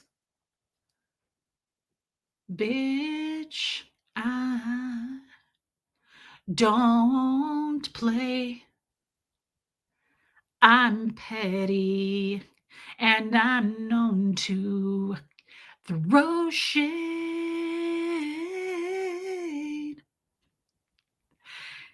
Hating ho, please just go. Don't get cute, just walk away.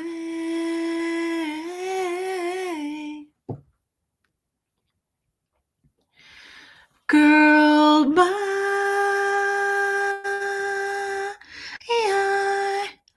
bitch, listen, fuck you. Bitch, listen, fuck you. Ooh. Okay, I'm staying. I'm here to stay. Mimi, I was actually worried that was going to chase you off. I was like, really, guys, you're requesting this song on the day we have new people? Say goodbye to the new people. They came, they saw, they fucked out of there. They were like, oh, hell no, we're not sticking around. We got to keep Mimi. We got to keep Mimi. And I think that's really something to be said. Who are these people? Okay, so recently I crapped myself. I poop myself quarterly because I don't have a gallbladder. So I poop my pants like at least once every few months. Typically, it's more than that. I'm just trying to be right, walk the righteous path. But I shit myself recently.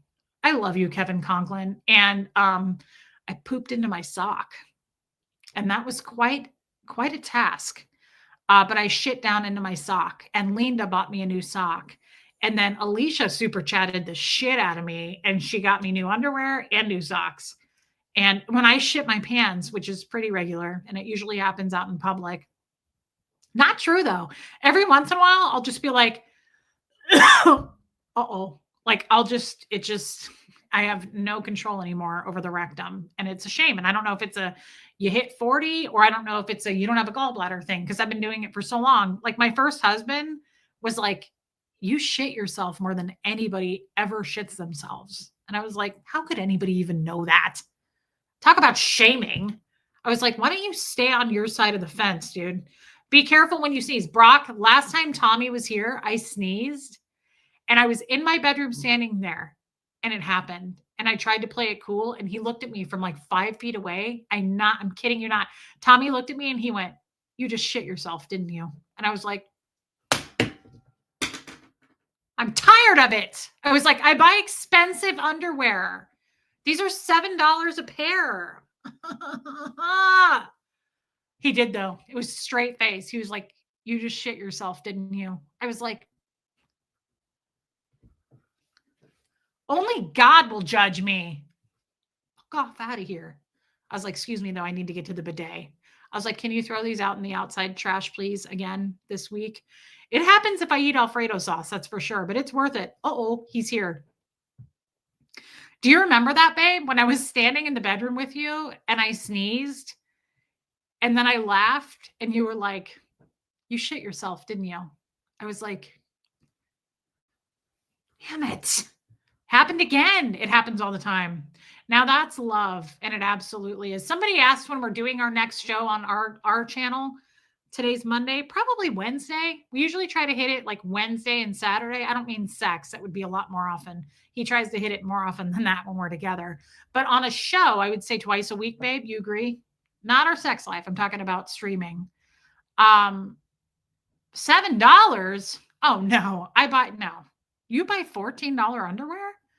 Who the hell can afford that? Renee B., you better start Venmoing me on the regular. $14 underwear. Who the hell buys See, $7 a pair is expensive. Yeah, I just got some on Black Friday. They were on sale for $5 a pair, but damn. Yeah, Renee B's a baller. She's gonna be a baller. Shot caller. $14 underwear with the Impala. Have you shit yourself on a live before? Thank God, no. 2 fears in life, being a content creator. I'm scared I'm going to shit myself on a live, which it's not like you're going to smell it. It's kind of like my beard. You can't see it, but like it's there. It is bushy. I look like the Lorax, but you can't see it. And then my other fear, I've never said this out loud. I have the loudest hiccups known. Like I'm in the Guinness Book of World Records. I have the loudest hiccups you'll ever hear. And when they happen, and it's never happened on a live, but I'm so scared it's going to. When I hiccup, it sounds like this. Like they're so loud. And my friends that have heard it are like, do I need to call an ambulance? Like, do we need a life flight you out of here? They're so obnoxious.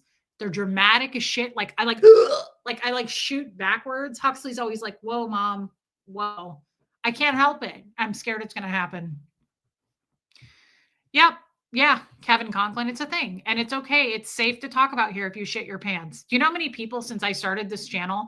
I'm not kidding. I would guess at least 10 people have messaged me in the last 2 years and been like, hey, Reese, I just shit my pants at work and I thought of you and I feel safe here telling you. One person was like, I just shit myself at Home Depot standing next to the plywood. Another person was like, I'm at a family function right now and I'm standing here with shit in my underwear. Like people message me to tell me that.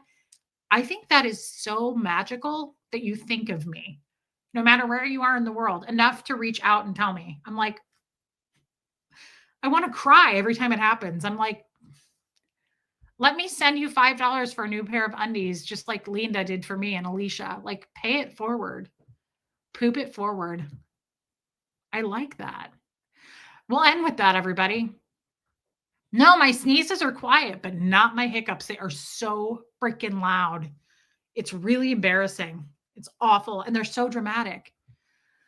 My new cult, Pants Shitters Anonymous. Well, as long as you're in a cult, Kevin, that's all that matters, because that's what the haters want to know, that we're in a cult.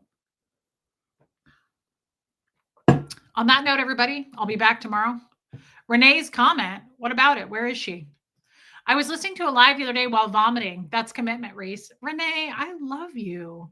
And you're a nurse. You can handle it. But poop unfortunate souls. I love that. The Sisterhood of the Crapped Pants. I hope you're feeling better, Renee, but you're a tough bird. Renee reminds me of Judge Judy. She's terrifying. I didn't shit, but my monthly flow was heavy for my tampon. Had to walk through a hotel lobby. Well, I use a cup, and I always look at Tommy and I'm like, my cup just runneth over. Like if I sneeze or if I cough, I feel it go like pouring too much root beer into a cup, and it just like flows over onto the table. And you're like, wow, I'm dumb. Same thing. I'll be like, wow, the cup just runneth the F over. Okay, so that's probably too much, and we probably lost our new people at this point. Thank you for subscribing when you did and coming in to check us out. We wish you well. Merry Christmas. I realize you probably won't be back, but for the regulars in here, you're not allowed to leave. So you can unsubscribe anytime you like. You can never leave. Don Henley. Okay. Mods, I love you. Thank you for being here. Thank you for the laughs, you guys. Thank you to the new people. It was fun. Hopefully you'll come back. And thank you for everybody who watched the interview I did over on Cults to Consciousness. I love you guys. Sneezing on a period is incredibly dangerous. It's incredibly dangerous. Thank you for the super chats as always. Mimi, I'm so glad you're back and you're not going anywhere, girl. That gives me hope. Thank you for the super chats. I love you guys. It's always helpful to me and Hux. You're supporting your local small business grifter, a High Plains grifter. And I love you guys. Love you, Jamie Palmer. Love you, Kevin Conklin. See you tomorrow, Marie Marion.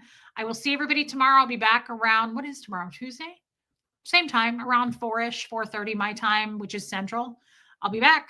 All right, guys, here comes Fred. I love you all. Thank you for being here.